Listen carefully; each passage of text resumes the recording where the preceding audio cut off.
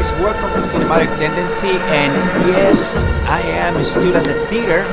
And tonight I just watched the movie Memory. And this movie came out like, what, 10 days ago or so?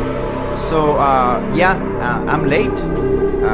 Hashtag, that's what she said. 4 times.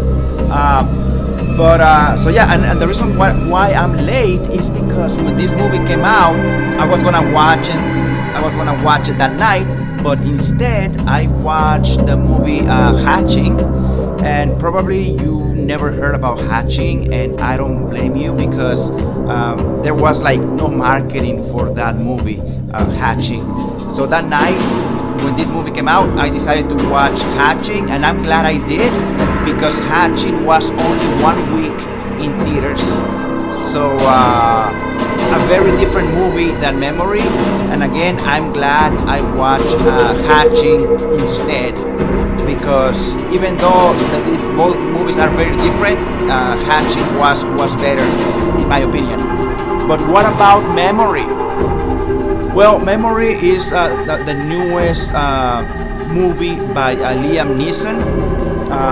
Obviously, he has Liam Neeson, he has Ray Stevenson, he has Monica Bellucci, Guy Pearson, I think that's his name, or Pearson. And those are the only faces that I recognized. And Liam Neeson plays his usual character, the same character he's been playing for the last 15 or 20 years, like for the most part. But at the same time, this movie is just a little bit different compared to the other movies. And if I tell you what the only difference is, it will be a spoiler, so I'm not gonna say it.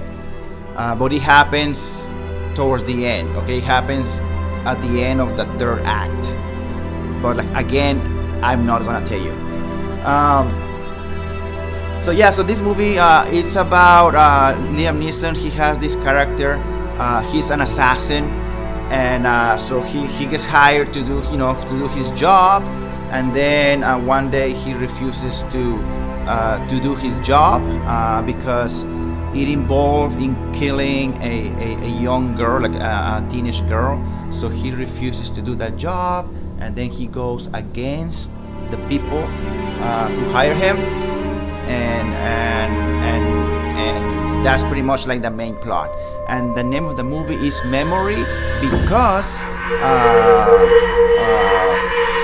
Liam Neeson's character, he suffers from Alzheimer. Alzheimer runs in his family, so he has to revenge. He has to get the job done before his memory fails.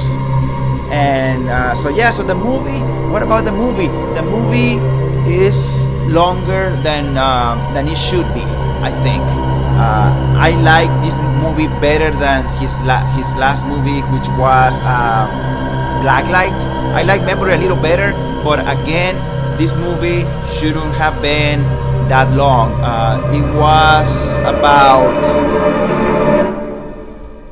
It was longer than an hour and a half. It was 90 minutes. It should have been better. So the story, it drags a little bit. Not necessarily boring, but those extra 15-20 minutes were not necessary. So I think they tried to make this story by adding like different secondary stories, and they should have wrapped it up a little early. So I guess my guess is like they were trying to make it a little longer. That way, it would look like a well written mystery, and to me that was not the case. My takeaway about the movie, which I never thought, and actually I think it's true. The title of the movie is Memory, and my takeaway is that in real life, in the judicial system, memory is crucial. So sometimes when witnesses they lack memory or they forget things, the criminals or the guilty people, they walk away free because the witnesses, they forget things.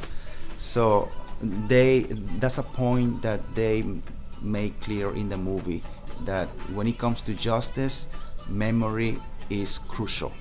And yeah, that's pretty much my first reaction of this movie, Memory. Am I gonna see it again? If I do, it's gonna be like under no pressure. Yeah, I won't be watching it anytime soon.